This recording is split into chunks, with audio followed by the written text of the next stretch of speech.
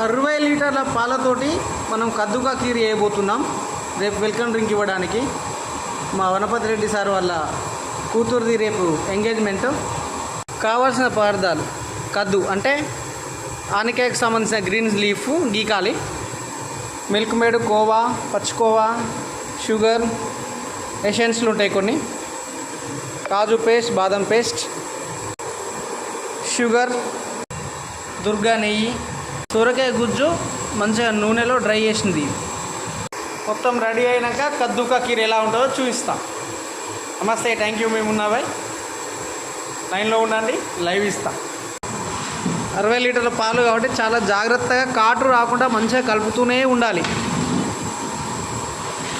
వేసే సొరకాయ గుజ్జు వేసేస్తే, కాజు పేస్ట్, సగ్గుబియ్యం తెప్పనని, సగ్గుబియ్యం 1.5 kg వేసేనా, కొట్టేసి. మిల్క్ మేడ్, కోవా, పాలు మిక్సింగ్.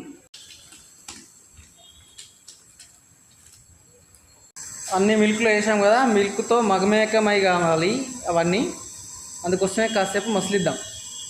ఫైనల్గా చక్కెరతో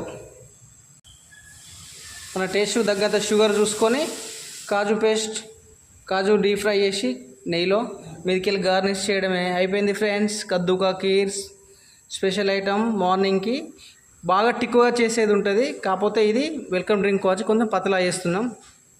మామూలు దానికంటే ఇది హెవీగా ఉంటుంది, క్వాలిటీగా ఉంటుంది, బాగుంటుంది. కాసేపట్లో దిగబోతుంది కద్దుకా ఖీర్. మనం నేతిలో వేసుకున్న కాజు, బాదం, పిస్తా, ఇంకా కొన్ని డ్రై ఫ్రూట్స్ అన్నీ లాస్ట్ టైంలో కద్దుకా ఖీర్లో గార్నిష్ చేయబోతున్నాం. ఇక మొదలు పెడదామా? ఓకే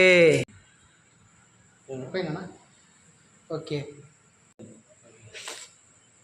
ఎక్స్ట్రాడినరీ వచ్చింది. ఇది మార్నింగ్ ఐస్ వేసి వెల్కమ్ డ్రింక్ ఇస్తే హ్యాపీగా తాగుతారు. థ్యాంక్ యూ వనపతి రెడ్డి అన్న and Rama Reddy sir. Special Naveen అన్న, థ్యాంక్ యూ సో మచ్. మీకోసం ఈ నైట్ చెమటలు కక్కుతుంటే పని చేస్తున్నాం, మంచి ఫుడ్ ఇచ్చినాం. Thank you, love you all. మేము ఉన్న బై క్యాటరింగ్స్.